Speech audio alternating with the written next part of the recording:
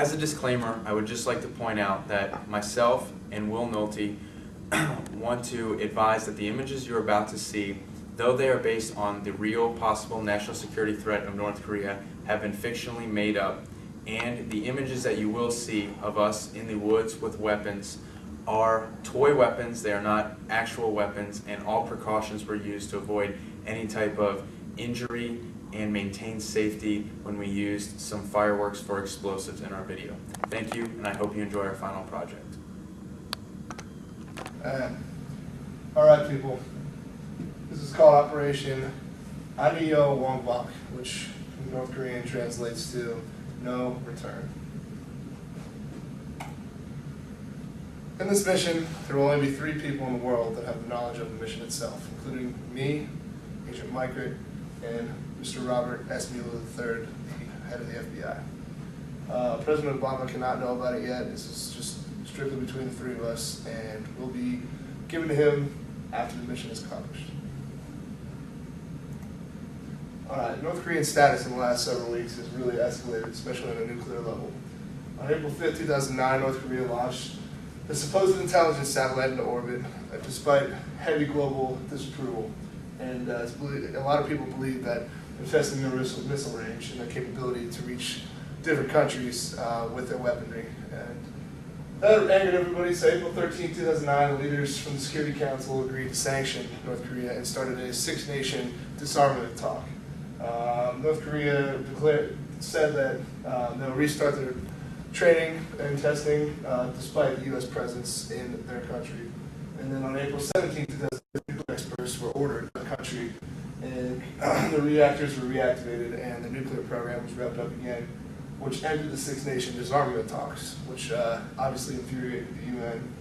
And then just yesterday, April 19, 2009, North Korea said they consider any kind of the pressure from Western nations and the United States, specifically declaration of war. So this mission is highly, highly, highly compromised, and it's very intelligent. All right, so our objectives, we only have 2. Obviously, one, we need to obtain some kind of hard intelligence of nuclear presence in North Korea. We need to find testing facilities, nuclear reactors, any kind of enriched uranium. We have no hard evidence that they have weapons, but our intel and from what they're saying, it definitely makes us believe that they have something. Second objective, obviously not to be discovered by the enemy. That could really kill us, not only for the United States, but the global leaders as well. So we're going to be off the grid.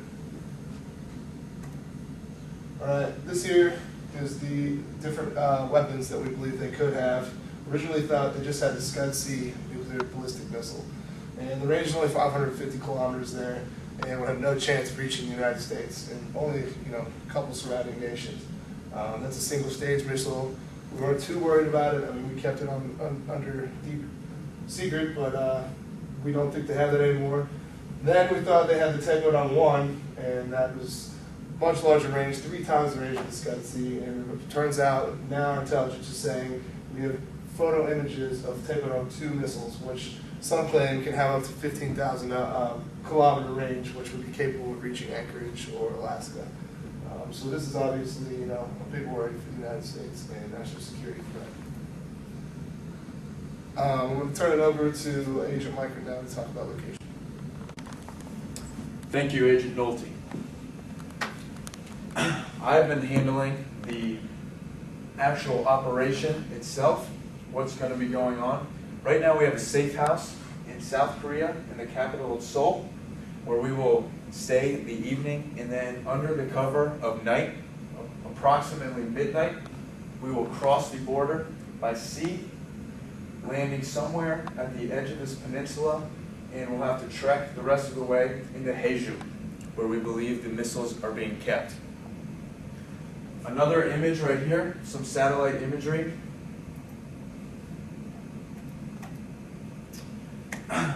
Just another look at it coming from the sky. We will be approaching through this peninsula again, traveling through different numerous jungles and wooded terrain where we believe there are to be numerous testing facilities and nuclear storage facilities. Here is one satellite image of one of the facilities that we will hope to encounter, and successfully break in. As I said, we will be coming in from the south, arriving through Forest.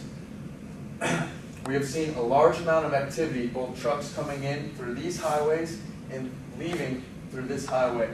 We have been monitoring the area and have not seen any activity coming in from the sea. However, that is one of our concerns, that in the event that there is some sort of tip-off of U.S. presence in North Korea, that they will immediately go to the sea and take their missiles out to sea so we cannot discover. Therefore, that is why the only 3 of us can know about this mission, so that they will not be tipped off in any way and we can infiltrate this type of facility. Again, this is our target facility. We also have intelligence and believe that there may be multiple storing facilities throughout. However, if we can prove that there are missiles in here, that will give the UN and the United States enough intel to go in and take care of the problems that may occur. Again, we believe that we will find the missions, what Nolte described earlier, the Scud and the Typhoon missiles in this facility. Additional satellite imagery has shown missiles right here, which we believe to be the Phaidon 2. Again, these missiles are of our greatest concern because intelligence has them listed at over 9,000 miles that they can travel through the air, which puts Anchorage, Alaska in its immediate target range, as well as parts of Russia and possibly even parts of Eastern Europe. That is our mission as of right now. We will be leaving in approximately 2 hours. We will be flying through the night into South Korea, where we will arrive at our safe house. We will pack up, taking minimal supplies, only sidearms and shotguns, in addition to some other small rations that will hopefully get us through. Again, we are not expecting to approach any opposition. However, in the event we reach opposition or are captured, we will not be any type of connection to the United States whatsoever, and the United States will have full deniability. Thank you for listening, and we hope to send you what we find via satellite imagery and satellite video in the near future. 1600 hours Eastern Standard Time. We're currently in our safe house in Seoul, Korea. It's T-minus 2 hours to departure, and this will be the last documentation before we're behind enemy lines and we cross the border in North Korea. All right.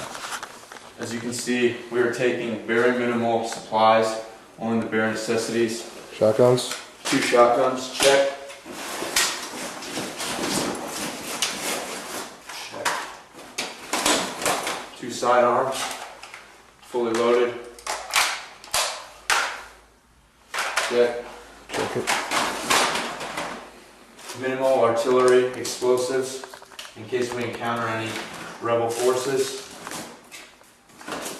Flares. Check.